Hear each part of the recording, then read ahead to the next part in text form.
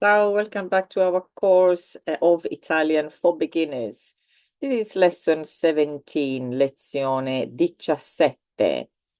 And if you didn't know, numero 17 is an unlucky number in Italy. I think 13, maybe, I don't know, also, or I don't know if it came later. Yeah, I think it depends. 13 as well. For example, if there are 13 seats or 13 people coming to at the table, you add an extra chair, something like that.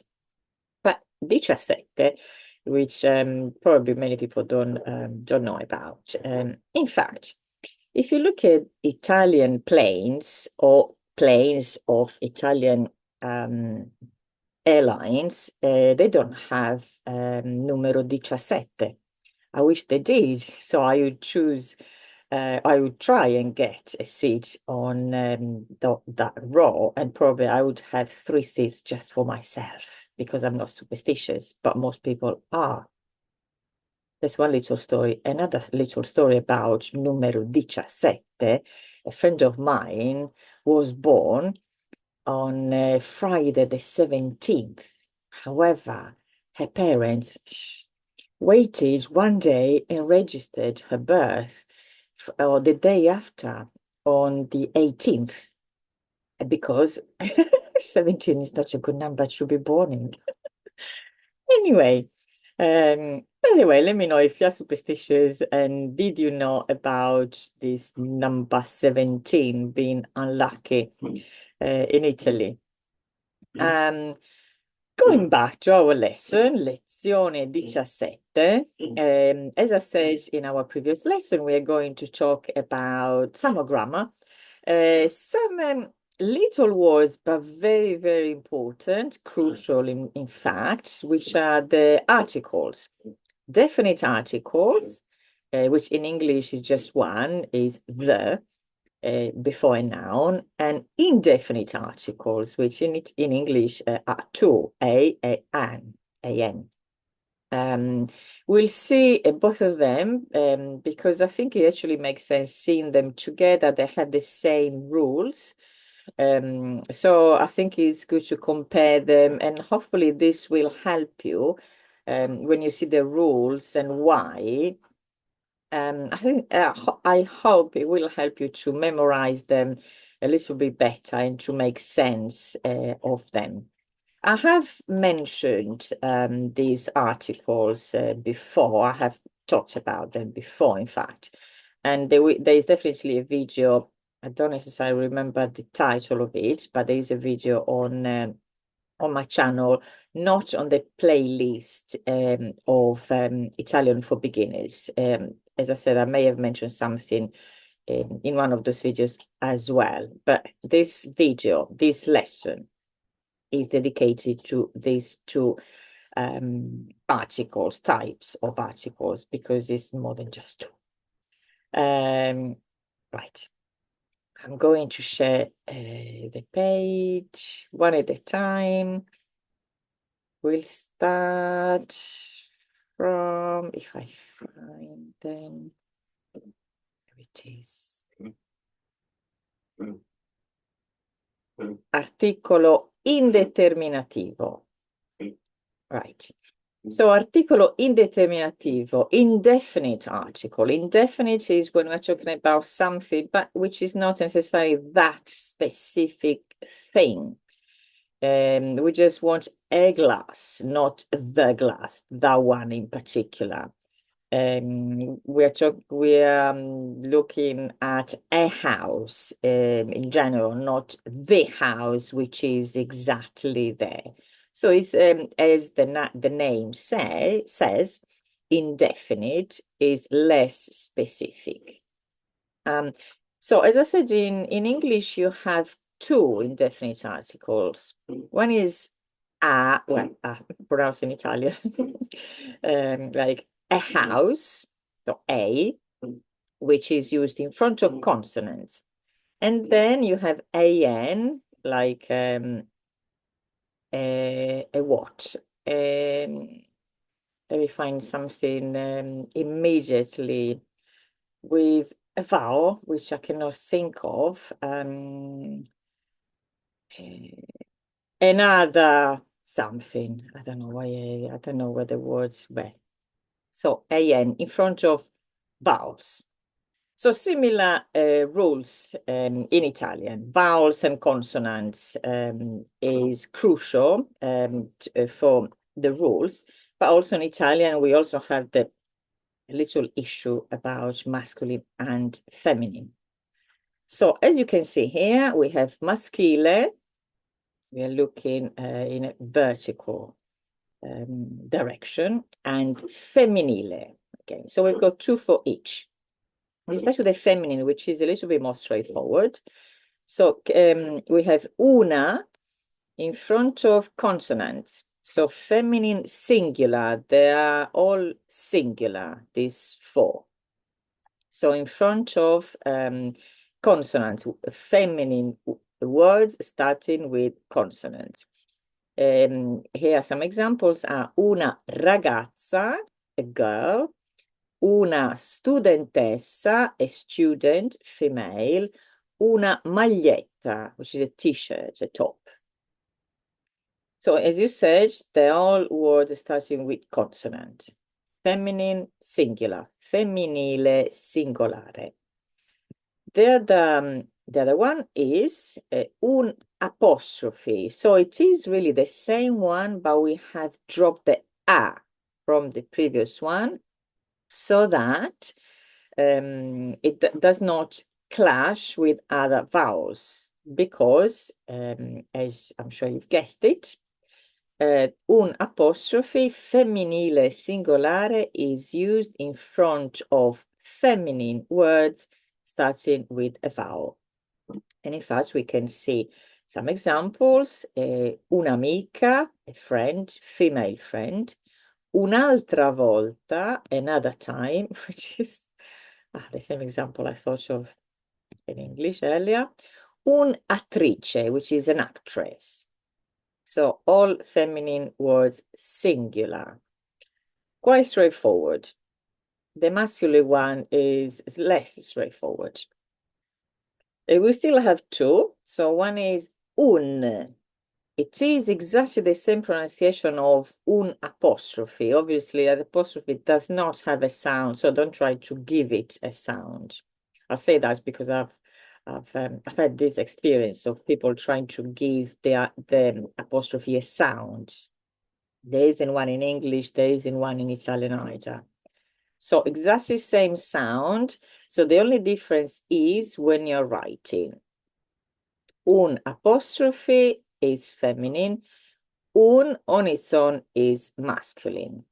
In front of consonants, like palazzo, un palazzo. Palazzo is not just a palace, it's also a block of flats, which doesn't sound extremely elegant when you say it in English, a block of flats. But un palazzo is also an apartment. What is it called? Is it block, an apartment block? So yes, if somebody says, oh, io abito in un palazzo, it doesn't necessarily mean they live in a palace. Anyway, going back to the rules, palazzo, so in front of masculine words that start with a consonant, however, also in front of masculine words starting with a vowel. Who made this up? So some examples: un amico, a friend, male; un attore, an actor, male. So we use it for consonants and vowels. What are we gonna do with the second one? Why bother with the second one? Really, if there was really somebody who made these things up, I don't know how they would do that because there is a very strange rule. So the other article, indefinite article, masculine, is uno, and it is used in very specific cases. It is used in front of masculine words which start with S followed by a consonant. We have some examples here. Uno studente, S followed by a consonant T. Another example is uno sport, a sport, S followed by the consonant P. So these are just examples. So any masculine, remember, masculine word starting with an S, which is followed by a consonant, we use uno. We also use uno in front of masculine word starting with a Z. Here we have the example of zaino, which is rucksack. There are other cases where we use uno. These two are the most used one, the ones that you'll find more words with. So you'll have more words with S followed by consonants, more words with starts with a Z. And then there are some other cases, but they're more rare. Some of those are, for example, words that start with a Y, which are not of Italian origin, like yoga, yacht. A word starting with PS, like psicologo, starting with an X, starting with PN and with GN, like gnocco, if, for example, you are on a diet and you're just having one instead of gnocchi, which is the plural. So this is the indefinite article. They are four altogether, two masculine, two feminine. I said feminine one just for consonants, the other one only for vowels. The masculine one for consonants and vowels. The other one, uno, for certain cases, for words that start with a certain letter or a certain combination of letters. For now, I would concentrate on these two, as I said, S followed by consonant and Z, because as I said, they come up a little bit more often. In fact, they don't even come up that often. And in fact, especially at the very beginning, uno is forgotten very easily. So it is normal. Right, so this is indefinite article.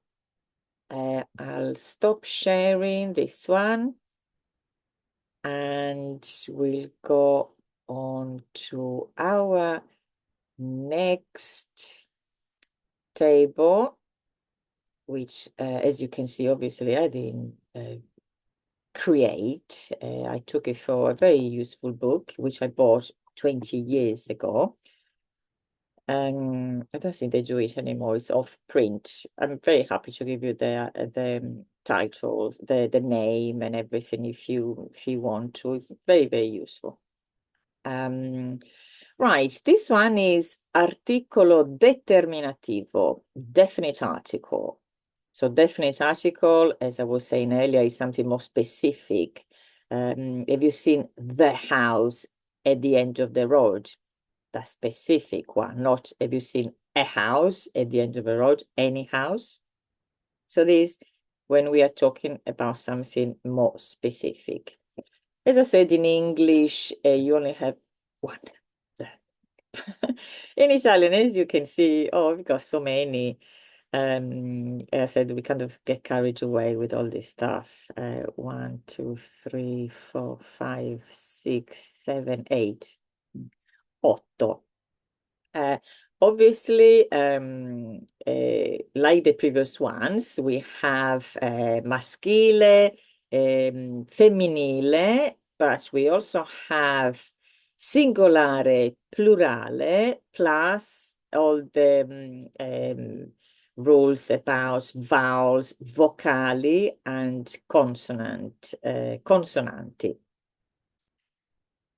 Well, it doesn't matter where we start, but keep in mind now. Let's see, and as I said, we'll compare this one with the other one. So there. We have. Let's start with maschile singolare. So we have il. The first one is il. So start having a look first of all.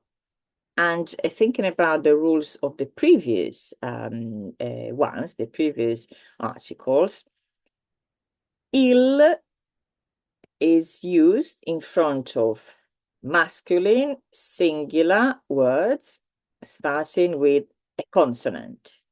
Il ragazzo, the boy, il bambino, what is it, the young boy or the toddler, the child, baby boy, male. So if you wanted to use the indefinite article here, you would use un. Do you remember un in front of consonant? And then we have L apostrophe, which, as you can see, goes in front of masculine singular words, starting with a vowel. L'aereo, the plane, the airplane. L'uomo, the man. Here, the indefinite article would also be un. Do you remember un in front of consonants and vowels, masculine? I said here, they're different. Il for consonants, L apostrophe for vowels. And then we have lo. And do you recognize S followed by consonant and Z? So this is the same rule as uno, the one that we saw earlier. So we use lo in front of masculine singular words, starting with S followed by consonant, Z, and all the other letters or combination of letters that I mentioned earlier. So here we would use uno if we were using the indefinite article. Here, just to see exactly where all these things come from. So il is this one.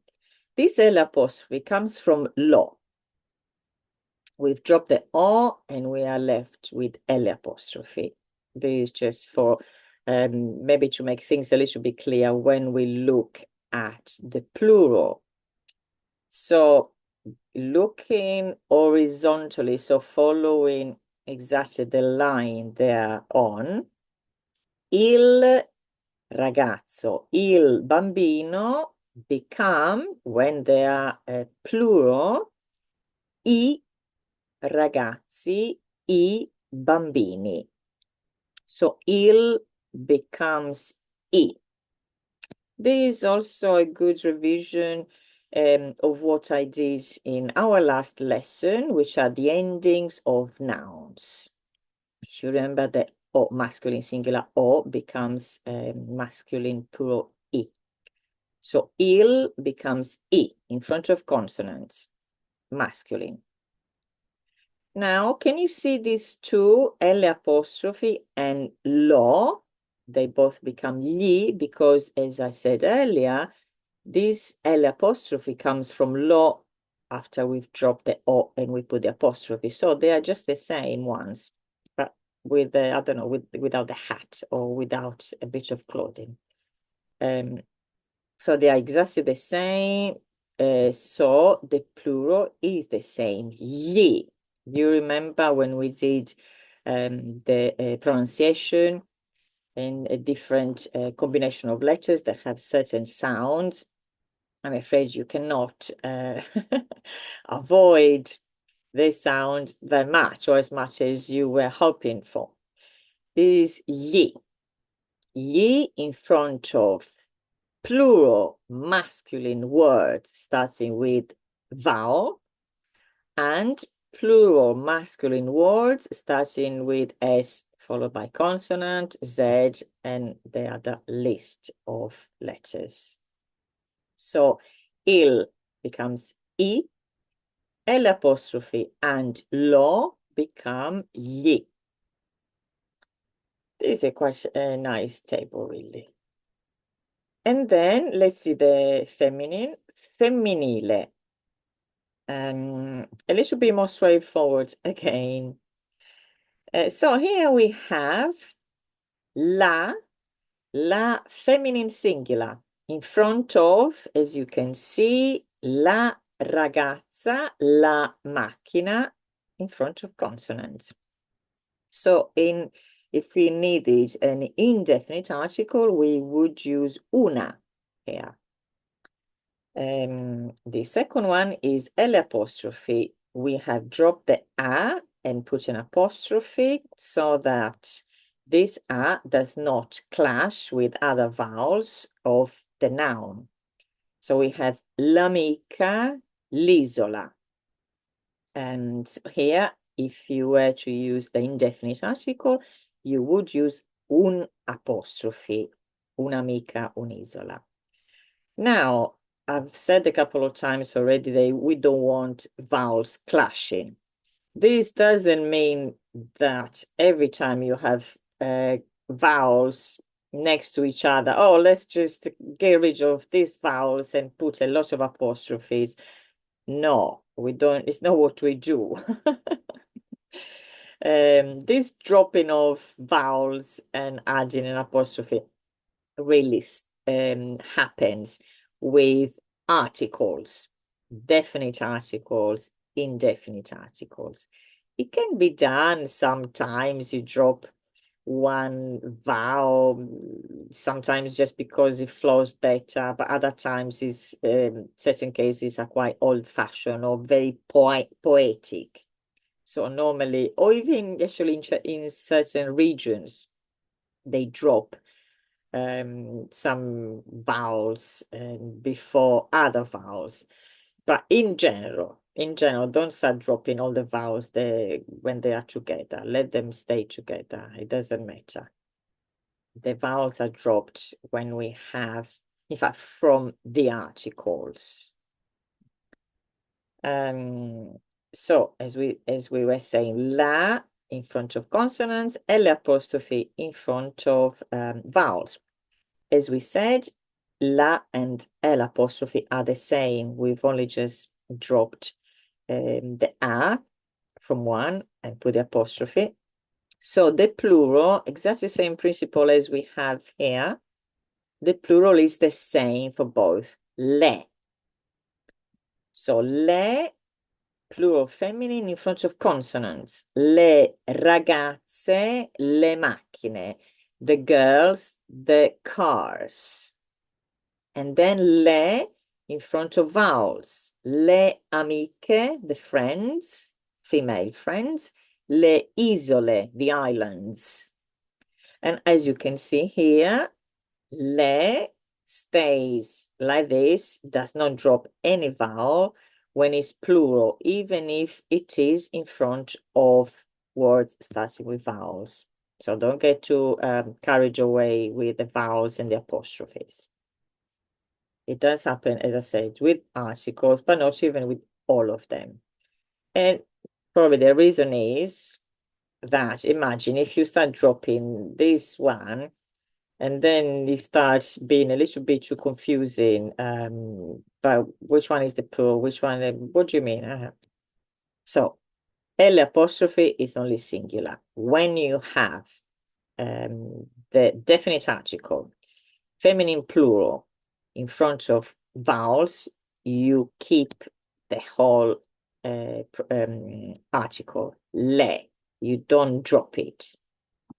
As I said, I've had some people who do, but I think it happens, as I said, it's a regional thing, and it does happen in Tuscany, as far as I know. I don't know if it happens in other regions, but it's a regionalism. Different regions do different things with the language. Right, I'll stop sharing. I think we have gone through both of them, the definite and indefinite articles. Hopefully this is useful. And so now, as I said in the last video, the video before the lesson before this, I'm going to assume that you have watched all the videos so far, and we can go on from now on having more sentences, and where we can use these articles, the adjectives, all the different endings, and different verbs, so we can conjugate different verbs. I'm going to assume that you have had a look at all the lessons. I'm not going to assume that you have memorized everything, but I know that you can. I've just seen a little, a little ear moving there. That you know where to find the information if you need to see it again or to revise it or to see it a little to have it a little bit clearer in your mind. So we can have, as I said, it may be longer sentences, more complete sentences. Obviously, it doesn't mean that there is no more grammar. First of all, I like grammar. Second, as I said, there are different ways of learning. If you are, let's say, lucky, maybe, or you have the opportunity to be um, immersed completely among Italians, surrounded by only Italian language, of course, you're going to learn really quickly by listening, by hearing. If you're not, then you need to do a lot more work from books or videos online. But I also have to add that I have had in the past students who have spent, they've done a little bit of both. They've done a little bit of studying from books.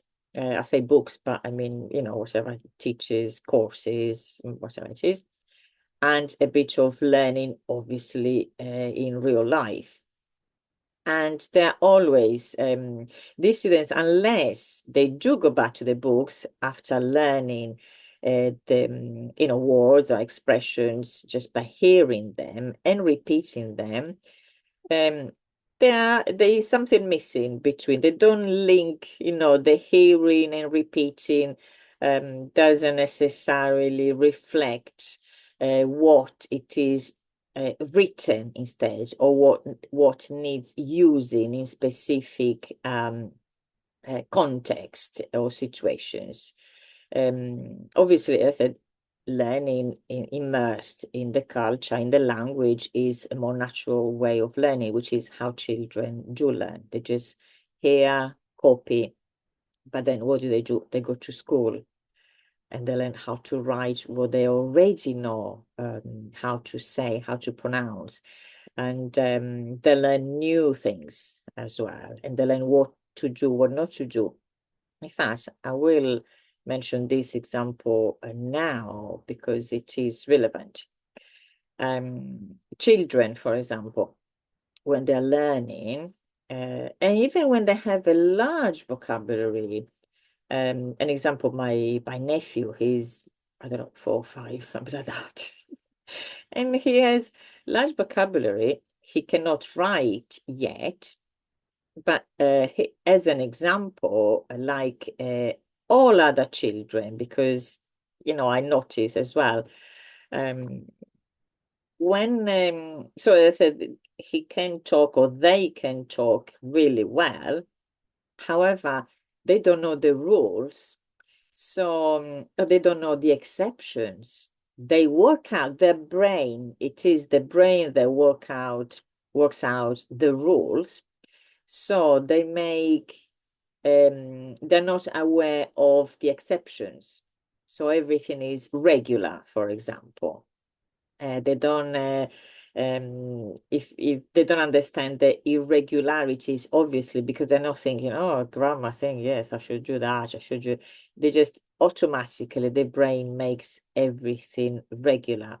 So as an example, a verb which is irregular, they conjugated regular most of the times. Only gradually they get corrected, obviously, by adults. And then, as I said, they go to school and they start understanding a lot more about the language. So different situations and different opportunities, different choices as well. Anyway, I do hope you do like grammar, and I hope, in fact, I am sure that grammar does help because when you understand how something works, then you can make the changes in a sentence. For example, you can be a little bit more, you can think more independently when you are studying from a book or a course, in the sense that you know the rules, you know what to do, what to change, and what not to do as well. You got a bit more confidence. That's my theory. I'm going to leave you here. So this was, I believe, lezione 17. Yes, the unlucky number for some, if you believe in it. Lezione 17 with the articles. And ci vediamo la prossima lezione, lezione 18, with something else. We'll see. Ciao for now. Bye. Ciao.